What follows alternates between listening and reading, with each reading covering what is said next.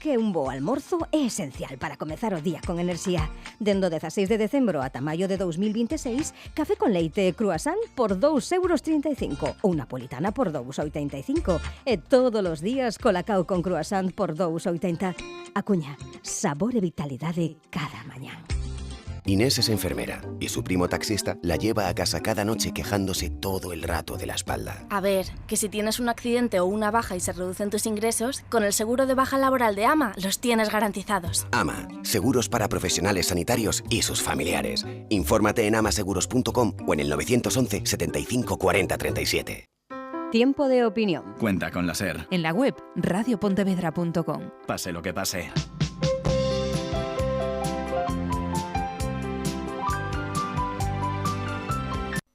Los teléfonos de la opinión son 986-108-100 y 986-108-101.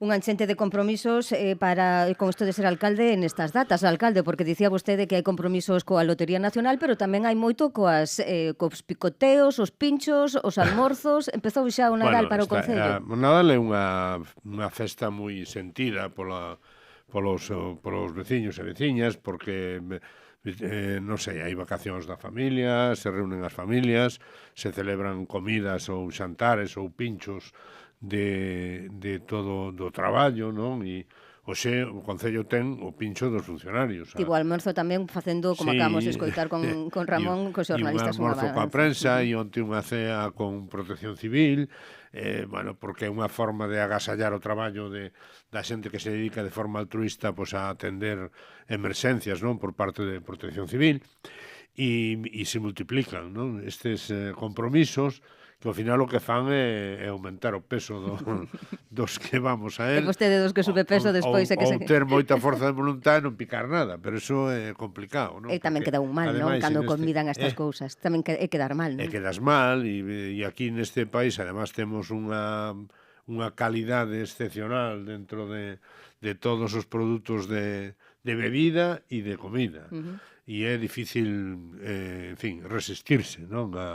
As viandas maravillosas que temos. Alcalde, nestas cousas falase de todo, e seguramente que tamén haberá corrillos de algo que tamén acaba de comentar Ramón Mella. O BNG sempre tivo a Pontevedra como a un referente. Vostede como ve, dende aquí tamén, o que se está a falar do Concello de Moraña?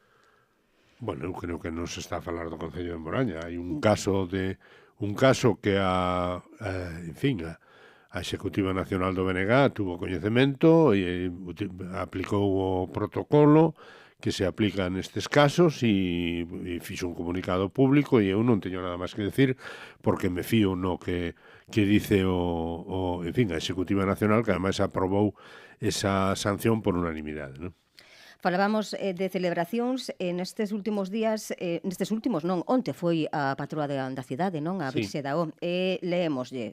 Pienso dar la turra todo lo que me dé haga falta. A que se debe una tirada de fuegos a las 12 sin aviso ni nada parecido por parte de esta corporación tan inclusiva y respetuosa con los colectivos vulnerables? Hasta ahora creíamos que se acababan estas sandeces a partir de octubre. Ahora parece que se ha puesto de moda hacer todas las actividades dañinas posibles durante todo el año. Se lo digo en gallego para que no haya dudas. Este concello da noxo. Qué maravilloso momento han hecho pasar a muchos que necesaria era la pirotecnia. No hay fiesta si no tiran bombitas, claro. Espero que retomen los pregoneros a caballo en el concello, nada de administración electrónica, para que avanzar.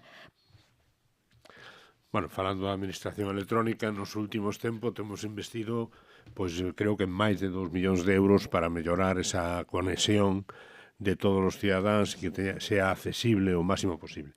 E respecto ao anterior, estamos reducindo moitísimo, non, as tiradas, porque nos parece que efectivamente non é necesario tanto tempo nin tanto volumen, e en todo caso, se non se deu a conocer esta tirada, foi un despiste, pero sí que vamos a facer un esforzo para que se publiciten máis as que sean necesarias, e esta é unha tirada que se fixo históricamente en Pontevedra porque onte foi o día da Virxen da O, que é a patrona de Pontevedra. Eu teño que, pedir disculpas e lamentar que fora tan molesta. En todo caso, o noso compromiso é reducir o máximo posible a certos eventos e avisalo con antelación nos medios de comunicación para que todo o mundo saiba que se vai a producir en ese momento, non? As últimas horas onte tamén precisamente foi un día complexo en canto ao tempo. Houbo localidades que chegaron a sufrir inundacións. Aquí voltause en Pontevedra a mirar a Valdecorvos. A veciñanza de Valdecorvos a espera dos estudos da Xunta de Galicia falaba tamén nas últimas horas en La Opinión e pedía unha cita co Concello. Vamos a escoitar. Sí, eu escoitei eso. Escoitei no onte. Imos a lembralo, sí. A nivel do que as inundacións non temos información ninguna. Temos pendientes que nos conceda unha cita ao alcalde, Anxa Fernando de Dores ou Xaquín Morera, que é o concejal encargado do tema, e de momento non nos deron resposta. Nese tramo, precisamente, hai por onde se inicia a canalización do río, hai unha tubaxe de aguas fecales que queremos tratar con eles a ver se pode sacar de aí para non achicar o cauce do río. O sea, de facer ahora reformar a calle, pues evidentemente sería aproveitar esa obra para desatascar un pouco o cauce. A Xunta está co estudio das balsas, tamén, posiblemente están facendo estudios de outras opcións tamén paralelas, pero claro, por parte do Concello non temos resposta ninguna, ni información ninguna, o sea, dan un silencio total. Silencio total?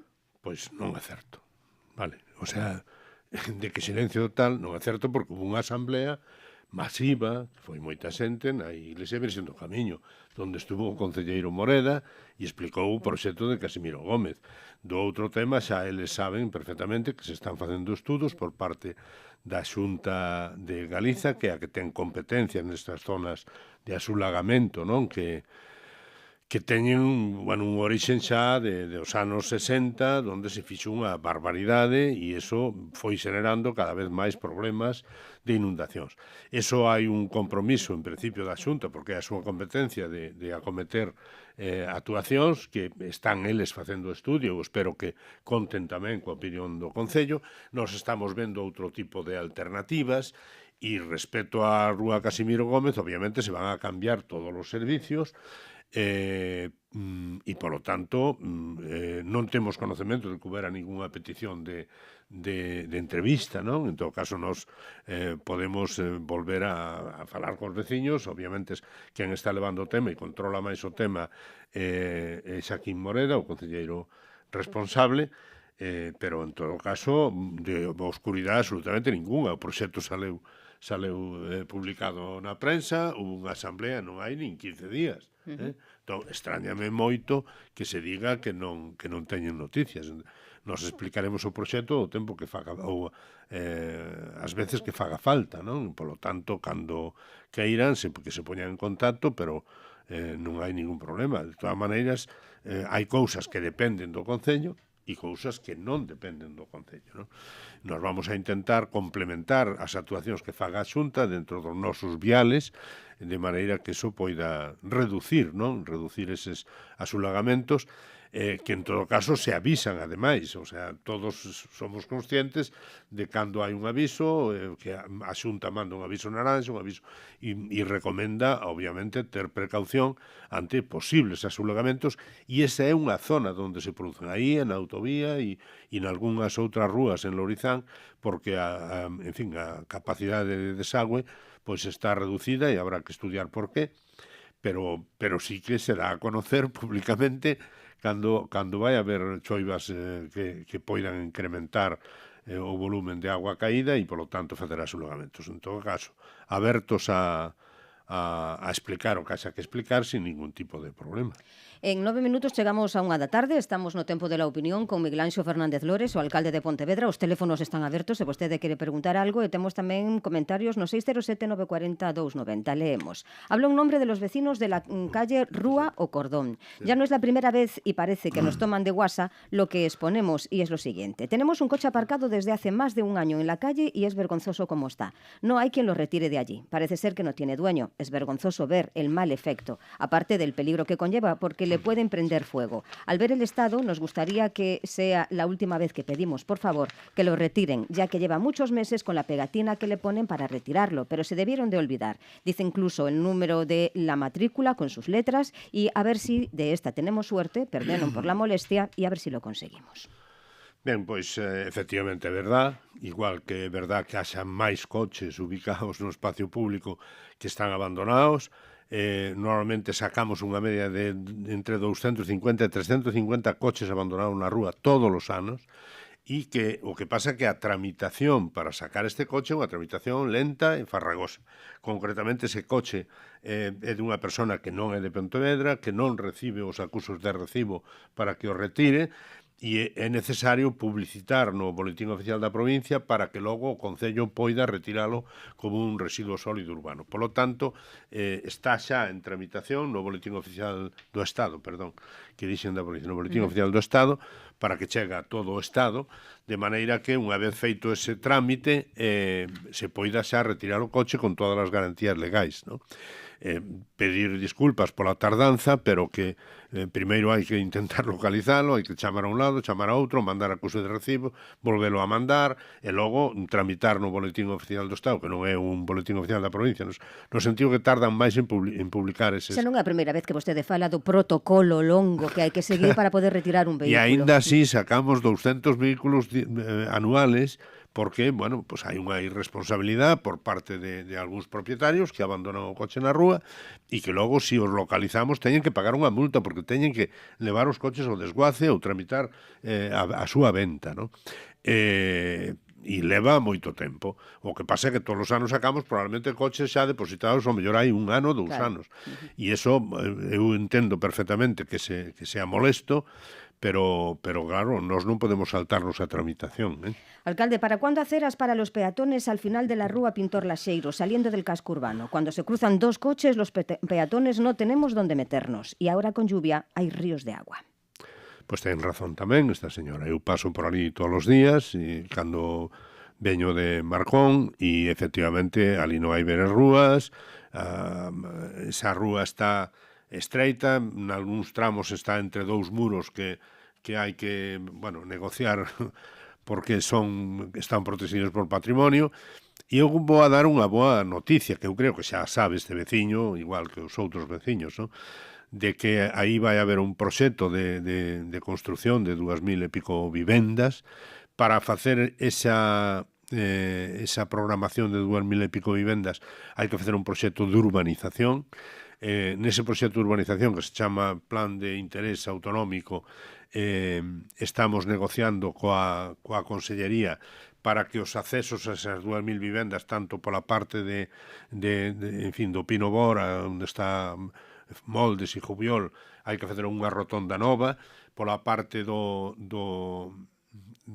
cementerio de San Amaro, que comprou o Concello unha finca ali tamén, queremos que se fan conexións correctas tamén para esa zona norte e para a zona leste, a que vai a dar a rotonda que se fixo nova de acceso a Montecelo. Aí teremos que pedir que se diseñe e que se meta no plan unha nova rúa, obviamente, con ancho suficiente para poder ter unha zona de rodadura para vehículos, pero tamén ver os ríos ao lado. Ese é un proceso lento e complicado, que temos que negociar tamén con patrimonio, e eu espero que, pois, en fin, que máis pronto que tarde poidamos ter unha alternativa viable, non? A outra alternativa, pois non sei, se será poñer dirección única, poñer máis lombos para que a xente non corra, e porque non hai espacio para dous coches que se crucen e para peatóns. Polo tanto, eu chamo a prudencia e mentras non se poida ter unha solución, digamos, administrativa que nos permita ampliar esa rúa e construir nela, pois, beiras rúas suficientemente anchas para evitar o peligro para os peatóns.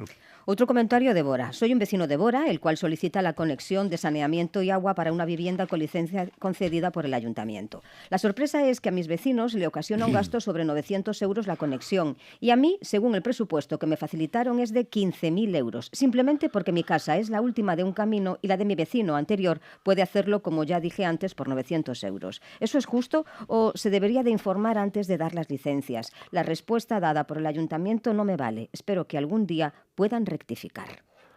Bueno, vamos a... porque eu creo que hai que explicar un pouco isto con certa calma, non? Esta señora si ten licencia que non está en núcleo, porque se está moi lonxe, non está en núcleo. Como esta señora hai algunhas vivendas máis. Se ten licencia é porque ela se comprometeu a resolver o problema do saneamento, do abastecemento e do acceso, senón non se lle daría licencia. Quer dizer, se ten licencia é porque ela construiu unha fosa séptica correctamente construída, porque arreglou o acceso á súa casa, porque non hai vial público probablemente, e, ademais, arreglou tamén o abastecemento. Ten que garantizar que ten un pozo legal, que ten unha fosa séptica e que ten un acceso rodado á súa casa. Eso é o que se pedía antes do ano 2002 para poder facer unha vivienda unifamiliar fora de núcleo. Por lo tanto, está perfectamente avisada que non iba a ter saneamento. Sabía perfectamente que nunca iba a ter saneamento público, vale? E se construía unha casa porque cumplía todas as condicións exixidas para cumplir esa casa. A miña casa está en esa situación.